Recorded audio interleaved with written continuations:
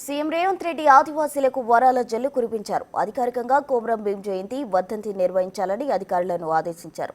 ఉద్యమ సమయంలో ఆదివాసీలపై పెట్టిన కేసులను ఎత్తేయాలని సూచించారు.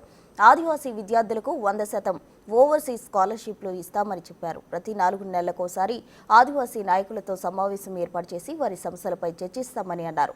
గోండి భాషలో బోధనపై సమగ్ర నివేదిక ఇవ్వాలని అధికారులను ఆదేశించారు. ఇక ఆదివాసీల వ్యవసాయం చేయడానికి ఉచితంగా సోలార్ పంపు సెట్లు పంపిణీ చేస్తామని చెప్పారు సీఎం.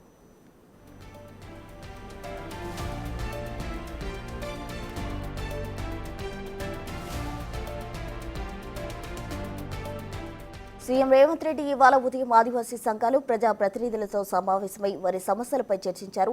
ఆదివాసీ నేతలు సీఎం దగ్గర వారి సమస్యలు వివరించారు. తమ పిల్లలకు విద్య, ఉద్యోగ అవకాశాలు, ఆర్థిక అభివృద్ధికి ప్రభుత్వం చర్యలు తీసుకోవాలని కోరారు. ఇక తమ ప్రాంతాలను రాష్ట్రంలోని ప్రధాన ఏరియాలతో కనెక్ట్ అయ్యేలా రోడ్డు నిర్మాణాలు చేయాలని విజ్ఞప్తి చేశారు. వీటితో పాటు తమ ప్రాంతాల్లో సాగు, తాగునీటి సరఫరా వ్యవస్థ కూడా మెరుగుపడాల్సి ఉందని తెలిపారు.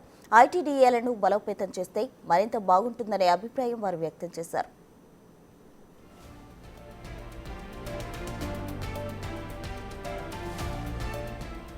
ఆదివాసీల వినతులపై సీఎం సానుకూలంగా స్పందించారు. గిరిజన ప్రజలపై తనకు ప్రత్యేక దృష్టి ఉందని సీఎం చెప్పారు.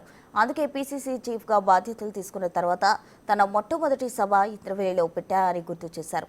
ఇంద్రవెల్లి అమరుల స్తూపాన్ని స్మృతివనంగా మార్చాలని, అమరుల కుటుంబాలకు ఇల్లు మంజూరు చేయాలని ప్రతిపక్షంలో ఉన్నప్పుడు తాము చర్చించుకున్నామని అన్నారు. అధికారంలోకి వచ్చిన వెంటనే వాటిని పూర్తి చేశామని గుర్తు చేశారు. రాజకీయంగానూ ఆదివాసీలను ముందుకు నడిపిస్తున్నామని అన్నారు ఆయన.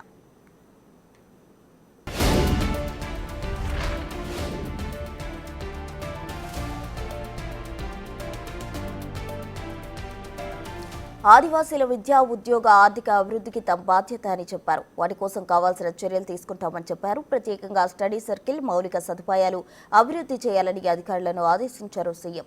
ఆదివాసీల మాతృభాషలో విద్యను అందించే అంశాన్ని అధ్యయనం చేయాలని కూడా సూచించారు. ఇక ఇప్పటికే మంజూరైన బీఈడీ కాలేజీలకు టీచింగ్, నాన్ టీచింగ్ స్టాఫ్ను రిక్రూట్ చేయాలని చెప్పారు. ఆదివాసీలు ప్రతిష్టాత్మకంగా భావించే కేస్లాపూర్ జాతరకు నిధులు మంజూరు చేయాలని గ్రీన్ సిగ్నల్ ఇచ్చారు.